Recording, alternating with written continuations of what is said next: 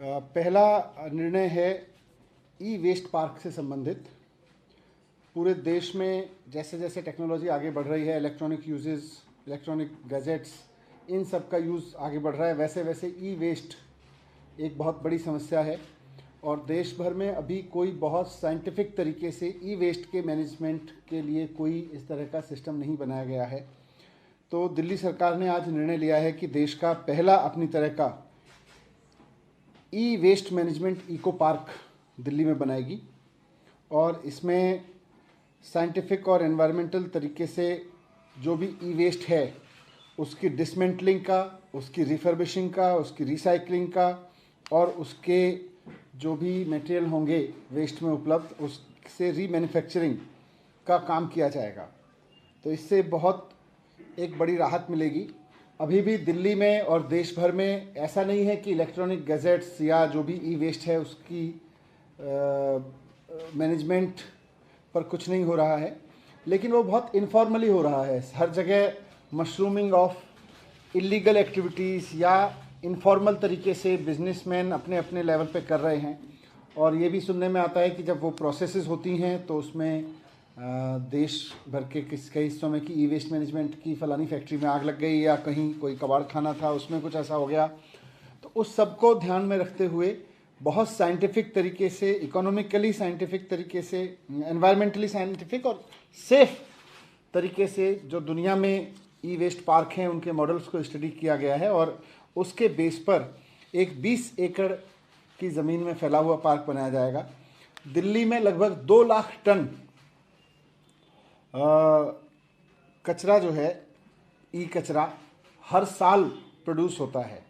तो इस सब के मैनेजमेंट में और भविष्य की ज़रूरतों को भी देखते हुए भारत सरकार ने जो गाइडलाइंस बनाए हैं इस संबंध में अलग अलग राज्यों के लिए निर्देश दिए हैं, लेकिन अभी कहीं काम नहीं शुरू हुआ है। हमें खुशी है कि दिल्ली में हम इसकी शुरुआत कर रहे हैं और इसको आज कंसल्टेंट अपॉइंट करने को आज दिल्ली सरकार ने मंजूरी दी है। तो एक तो फैसला इसके संबंध में था।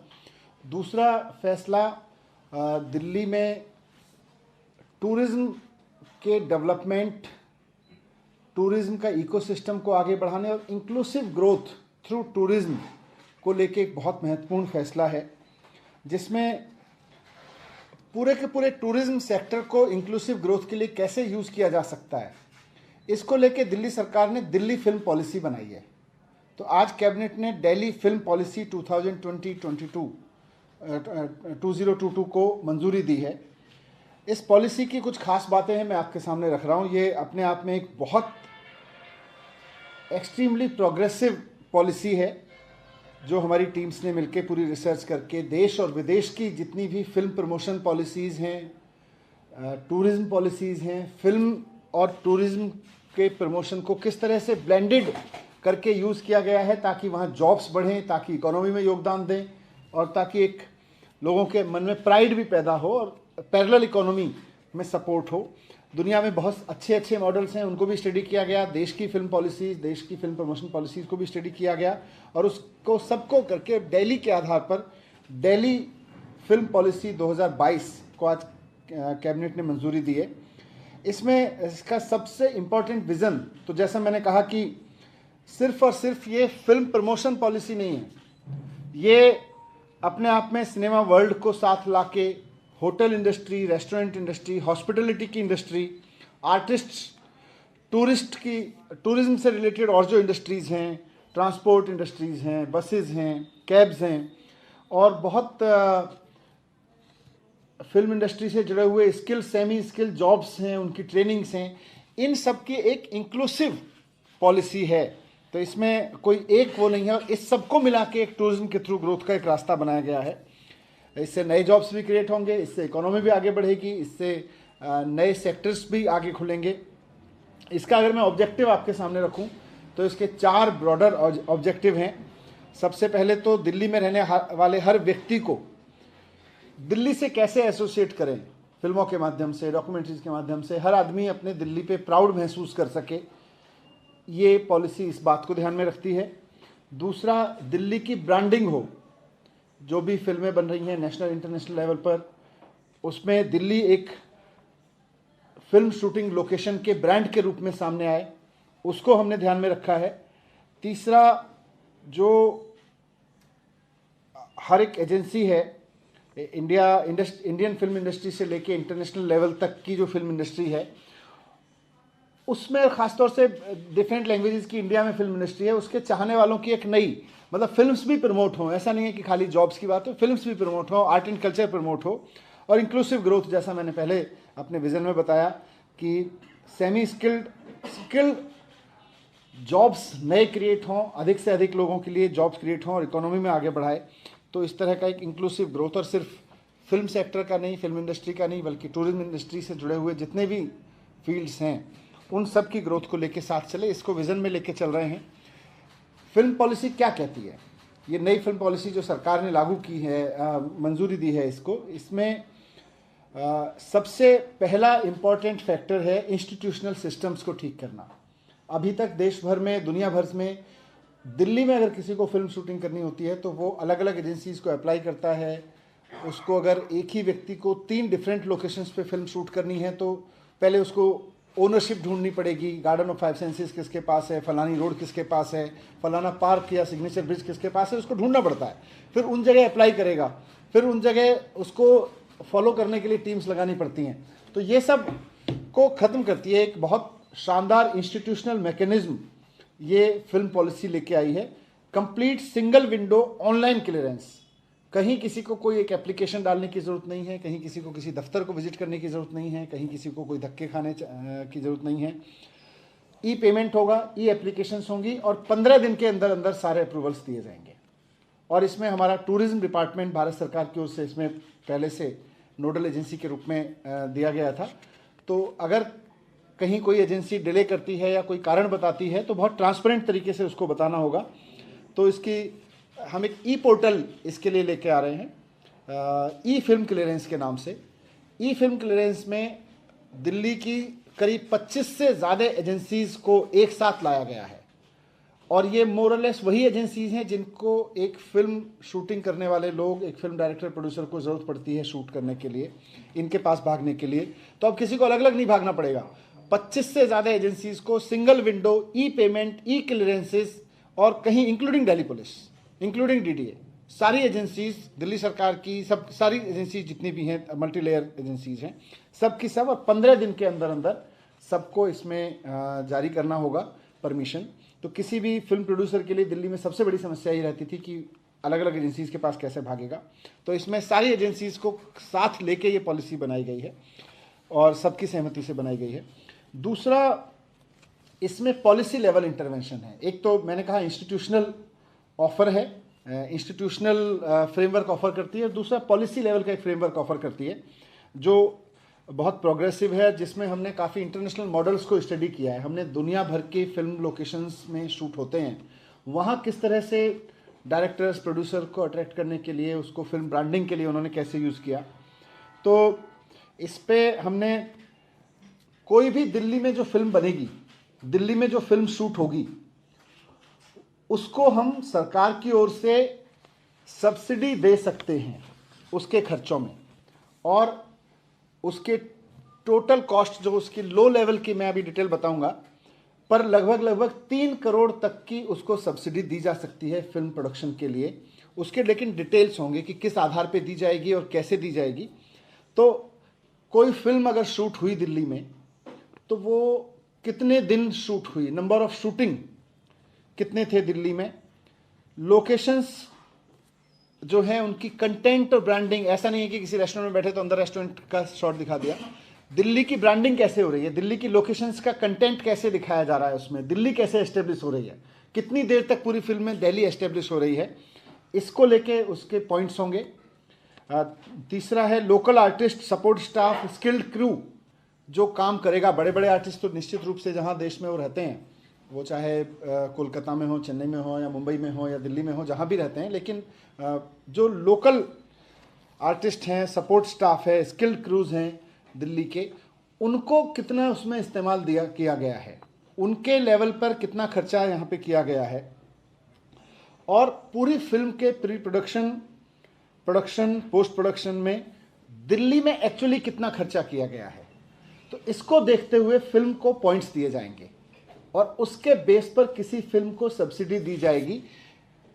This subsidy will be maximum up to 3 crore rupees. However, जो लोअर कॉस्ट इंफ्रास्ट्रक्चर होता है, लोअर कॉस्ट में जैसे आर्टिस्ट को हायर करना या दिल्ली में खर्चा करना, वो जो क्लेम करेगा कि हमने दिल्ली में इतना खर्चा किया है, उसका 10% से 25% तक सरकार उसको सब्सिडाइज करेगी। ये हमने यूरोपियन कंट्रीज़ में काफ़ी है, इंटरनेशनल लेवल पर बाकी जगह भी है। यूरोपियन कंट्रीज़ के काफ़ी प्रोग्रेसिव देश जहाँ फिल्में शूट होती हैं और जो फिल्मों की वजह से एक बड़ी ब्रांड बने हैं, उनमें हमने देखा है। तो ये एक इसका इम्पॉर्टेंट फीचर है फिल्म पॉलिसी का।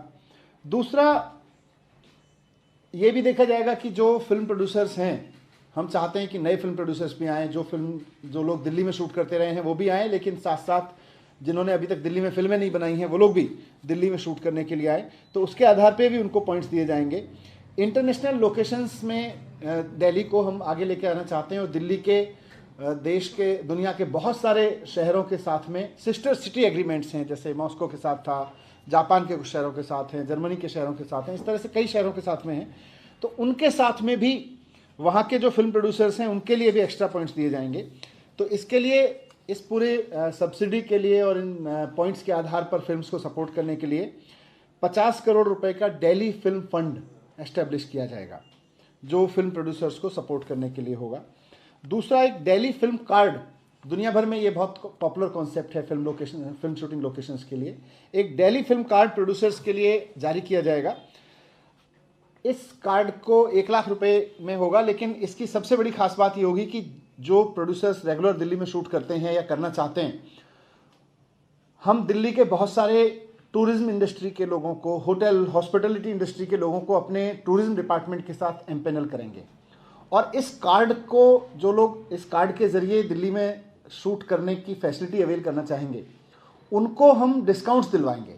तो एक तरह से दिल्ली के फिल्म के, जब कोई प्रोड्यूसर बाहर से आएगा, अगर वो हमारा टूरिज्म डिपार्टमेंट का 1 लाख रुपए वाला वो card, Delhi film card holder है, बहुत सारे देशों में इस तरह के कार्ड चलते हैं, तो उस कार्ड के होल्डर को एक्स्ट्रा बेनिफिट्स मिलेंगे यहाँ की इंडस्ट्री से। सरकार के पास, टूरिज्म डिपार्टमेंट के पास में जो हमारे पास एम्पेनल्ड होटल्स हैं, कैब के लोग होंगे, टूरिज्म ट्रांसपोर्ट ऑपरेटर्स होंगे, उन सब की तरफ से स्पेशल डिस्काउंट ऑफर्स भी सरकार की ओर से उनको दिलवाए जाएंगे। एक और चीज़ फिल्म पॉलिसी में इंपॉर्टेंट है कि अभी तक दिल्ली का कोई अपना इंटरनेशनल फिल्म फेस्टिवल नहीं होता था। एक नेशनल लेवल का फिल्म फेस्टिवल होता है, जो बहुत पहले यहाँ से गोवा शिफ्ट कर दिया गया था। दिल्ली का इंटरनेशनल फिल्म फेस्टिवल नहीं होता है, तो अब दिल्ली में भी हर साल एक इंटरनेशनल फिल्म फेस्टिवल हुआ करेगा। दूसरा, एक और नए अवार्ड्स शुरू किए जाएंगे जो दिल्ली में शूटिंग होगी फिल्मों की। दिल्ली के लोअर लेवल के आर्टिस्ट, स्किल लेबर्स और इन सब को लेके जो लोग फिल्म शूट कर रहे होंगे ज़्यादातर, उसमें से बड़े बड़े प्रोड्यूसर्स और आर्टिस्ट को तो अवार्ड होता ही है, डायरेक्टर्स को तो अवार्ड होता ही है। तो जब हमारा फिल्म एक्सीलेंस अवार्ड होगा, लोअर लेवल स्टाफ के लिए भी उसमें अवार्ड्स होंगे। तो ये भी हमारी फिल्म पॉलिसी कह रही है। और इस पॉलिसी को ठीक से लागू करने के लिए दिल्ली के टूरिज्म सेक्टर को, दिल्ली की इकोनॉमी को, दिल्ली के जॉब सेक्टर को इससे फ़ायदा मिले और दिल्ली की ब्रांडिंग को इससे फ़ायदा मिले, इसके लिए दिल्ली फिल्म एडवाइजरी बोर्ड भी स्थापित किया जाएगा। तो ये इसके कुछ फीचर्स थे। मैं आपको मतलब पूरे देश और दुनिया के जो आपके माध्यम से फिल्म प्रोड्यूसर्स हैं, फिल्म बनाने वाले लोग हैं, उनको रिक्वेस्ट करना चाहता हूँ कि एक बहुत प्रोग्रेसिव फिल्म पॉलिसी दिल्ली में बनाई है। दुनिया के बहुत बड़े बड़े देशों की राजधानियों से हमने सीखा है, उनकी फिल्म पॉलिसी से सीखा है, उनके एक्सपीरियंस से सीखा है और फिल्म प्रोड्यूसर्स, डायरेक्टर्स की नीड से सीखा है। हमारी टीम्स ने बहुत कंसल्टेंसी की फिल्म प्रोड्यूसर्स के साथ में, डायरेक्टर्स के साथ में, उसके बाद ये पॉलिसी बनाई है। मुझे उम्मीद है कि ये नए जॉब्स भी देगी और इंडस्ट्री को बढ़ावा भी देगी, बहुत इंक्लूसिव ग्रोथ का साधन बनेगी पॉलिसी।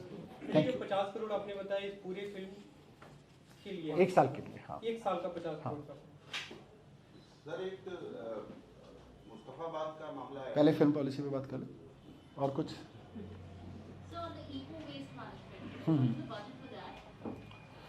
उसके लिए अभी बजट नहीं, अभी तो वो आर्किटेक्ट, उसके लिए कंसल्टेंट अपॉइंट हुआ है, तो उसके लिए तो जो भी सरकार की ओर से बजट की जरूरत पड़ेगी, सरकार इन प्रिंसिपल क्योंकि अप्रूवल है वो, तो होगा ही होगा। सर, ई वेस्ट को हम ज़्यादातर मानते हैं मोबाइल, कंप्यूटर, लैपटॉप, चिप्स होते हैं, लेकिन दिल्ली में ई व्हीकल्स की बड़ी संख्या में पड़ा। बैटरी का एक अनऑर्गेनाइज्ड सेक्टर है जो प्रॉब्लम है, क्या उसका भी कुछ? वो सब भी आएगा, हर तरह के इलेक्ट्रॉनिक का वेस्ट होता है। हाँ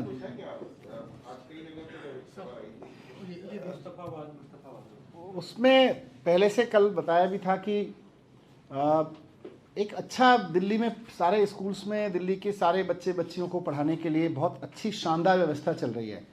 अब उसको लेके कुछ कुछ राजनीति करने की कोशिश हो रही है। हमारे यहाँ अच्छे से सारी बच्चियाँ, हर धर्म हर जाति की बच्चियाँ हमारी बच्चियाँ हैं, डिग्निटी है और सबको कहीं कोई हमारी तरफ से कहीं रेस्ट्रिक्शन नहीं होता, सबके परंपराओं का सम्मान करते हुए होता है। और जो मैंने भी पूछा इसके बाद कि ये हुआ क्या, कैसे हुआ, तो अभी तक तो मुझे नहीं लगता कि कहीं कोई किसी को प्रॉब्लम है। कहीं किसी एक केस में कहीं प्रॉब्लम हुई और उसको किसी टीचर ने कुछ बोला, वो बहुत उस तरह का है। सरकार की ओर से हमारे स्कूल सिस्टम, एजुकेशन डिपार्टमेंट बहुत केयर करके एक एक बच्चे को अपनी तरफ से हम लोग कदर करते हैं।